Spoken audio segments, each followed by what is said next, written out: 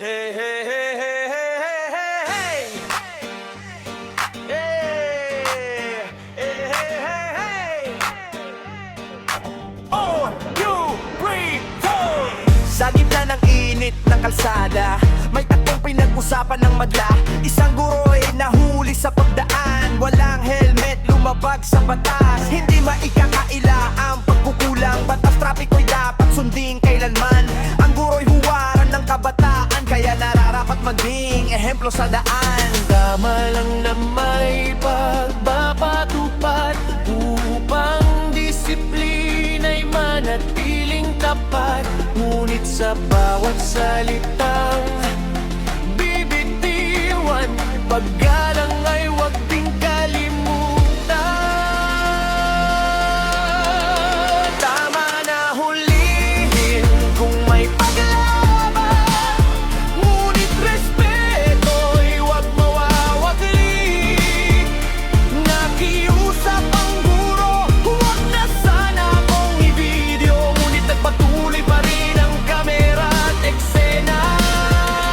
Istrikto man ang batas, sana't sana nagpapapakumbabay. Dapat ding samahan kapag may kapangyarihan, may pamanagutan. Respeto at batas ay parehong kailangan.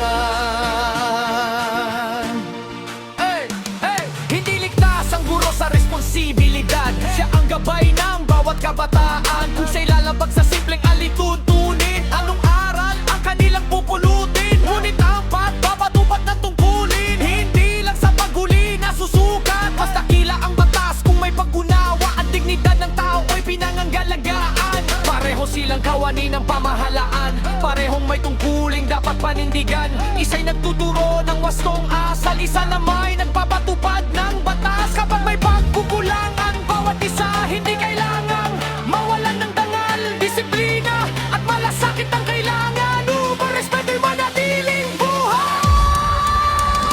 Hati ang opinyon ng sambayanan, may kampi sa batas, may kampi sa paggalang. Parehong may mali sa nangyaring tagpo, parehong may aral na dapat matutunan. Sundin ang batas sa bawat paglalakbay, magsuot ng helmet araw-araw, at sa bawat pagpapatupad ng tungkulin, kababaang loob ang tunay na tagumpay.